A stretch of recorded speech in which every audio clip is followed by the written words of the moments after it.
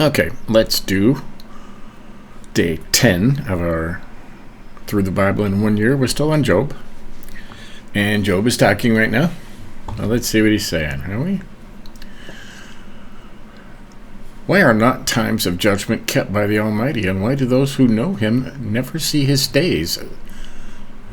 Some move landmarks. They seize flocks and pasture them. They drive away the donkey of the fatherless. They take the widow's ox for a pledge. They thrust the poor off the road. The poor of the earth all hide themselves.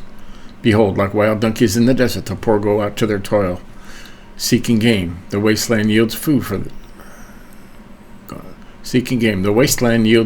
their children. They gather their fodder in the field, and they clean the vineyard of the wicked man. They lie all night naked without clothing. They have no covering in the cold. They are wet with the rain of the mountains, and cling to the rock for lack of shelter. There are those who snatch the fatherless child from the breast, and they take the pledge against the poor. They go about naked without clothing, hungry, and carry their sheaves. Among the olive rows of the wicked they make oil. They tread the winepress, but suffer thirst. From out of the city the dying groan, and the soul of the wounded cries for help. Yet God charges no one with wrong. There are those who rebel against the light, who are not acquainted with its ways, and do not stay in its paths.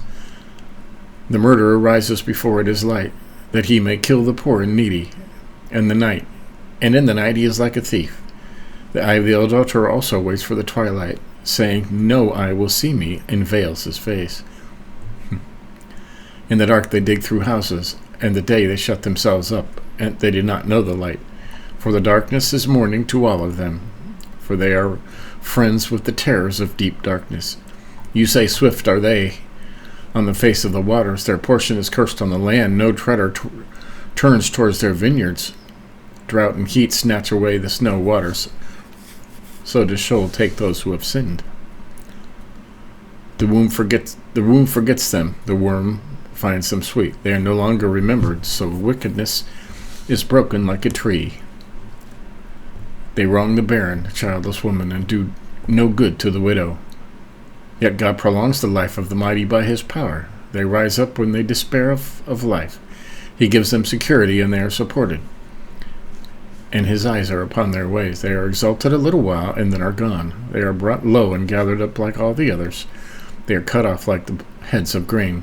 If it is not so, who will prove me a liar and show that there is nothing in what I say? Okay. Now Bildad is speaking again. Short one this time. Then Bildad the Shuhite answered and said, Dominion and fear are with God. He makes peace in his high heaven. Is there any number to his armies? Upon whom does his light not arise? How then can man be made in the right before God?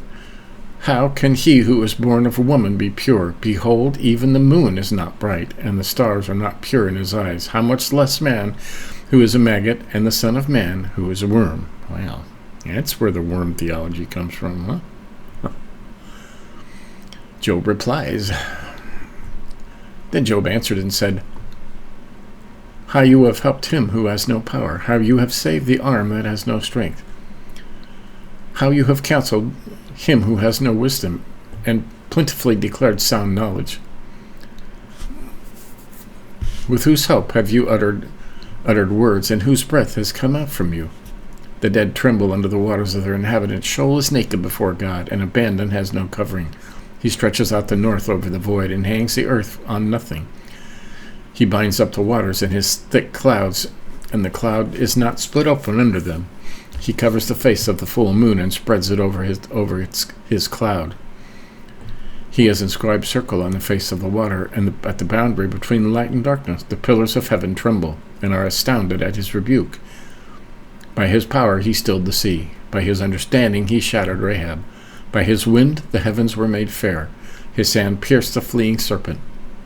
Behold, these are but the outskirts of his ways, and how small a whisper do we hear of him. But the thunder of his power who can understand? Job continues.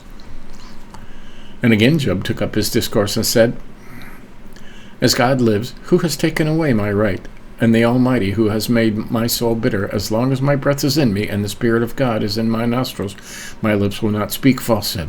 and my tongue will not utter deceit. Far be it from me to say that you are right. Till I die, I will not put away my integrity from me. I hold fast my righteousness and will not let it go. My heart does not reproach me for any of my days. Let my enemy be as the wicked, and let him who rises up against me be as the unrighteous. For what is hope of the godless when God cuts him off, and God takes away his life? Will God hear his cry and when distress comes upon him? What will he take delight in the Almighty? Will he call upon God at all times? I will teach you concerning the hand of God. What is with the Almighty I will not conceal. Behold, all of you have seen it yourselves. Why then have you become altogether vain? This is a portion of a wicked man with God, and the heritage that oppressors receive from the Almighty. If his children are multiplied, it is for the sword, and his descendants have not enough bread. Those who survive him, the pestilence buries, and his widows do not weep. Though we heap up silver like dust, and pile clothing like clay, he may pile it up, but the righteous will wear it, and the innocent will divide the silver. He builds his house like a moss, like a booth that the watchman makes. He goes to bed rich, but will do so no more. He opens his eyes, and his wealth is gone. Terrors overtake him like a flood. In the night a whirlwind carries him off. The east wind lifts him up, and he is gone. It sweeps him out of his place. It hurls him at him without pity. He flees from its power in headlong flight. It claps its hands at him and hisses at him from its place. He continues. Surely there is a mine for silver, and a place for gold that they refine. Iron is taken out of the earth, and copper is smelted from the ore. Man puts an end to darkness and searches out the farthest limit, the ore in gloom and the deep darkness. Well, he opens shafts in a valley away from where anyone lives. They are forgotten by travelers. They hang in the air far away from mankind. They swing to and fro. As for the earth, out of it comes bread, but underneath it is turned up as by fire. Its stones are the place of sapphires, and its dust, and it has dust of gold. The path no bird of prey knows, and the falcon's eye has not seen. The proud beast hath not trodden on it, and the lion has not passed over it. Man puts his hand to the flinty rock and overturns mountains by the roots. He cuts out channels on the rock, and his eye sees every precious thing. He dams up streams so that they do not trickle, and the thing that is hidden he brings out to light. But where shall wisdom be found? And where is the place of understanding? Man does not know its worth, and it is not found in the land of the living. The deep says, it is not in me, and the sea says, it's not in me.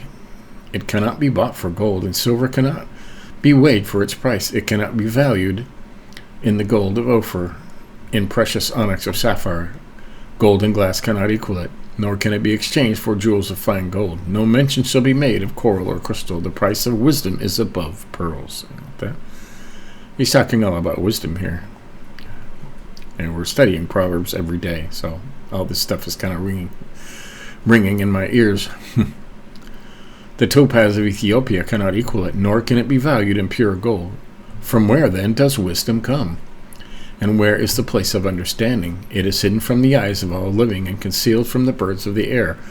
Abaddon and Death say, we have heard a rumor of it with our ears. God understands the way to it, and he knows his place, for he looks to the ends of the earth and sees everything under the heavens. When he gave the wind its weight, and apportioned the waters by measure, when he made decree for the rain, and a way for the lightning of thunder, then he saw it and declared it. He established it and searched it out. And he said to men, behold, the fear of the Lord, that is wisdom, and to turn away from evil is understanding. You get that? Solomon said this a lot. The fear of the Lord is wisdom. Turning away from evil is understanding. That last part was kind of amazing, very much like Proverbs that we've been studying every day. You know, you can't purchase it, but God will give it to you if you ask him. So, that is day 10. We're doing Job in the Bible in chronological order. That means we have 355 days left. But we'll get through it. and it'll get a lot more interesting. This was very interesting today because he talked very much like Solomon and a lot about wisdom. And I like that. So that's day 10. Stay tuned for day 11 tomorrow, and we'll just keep going. See you later.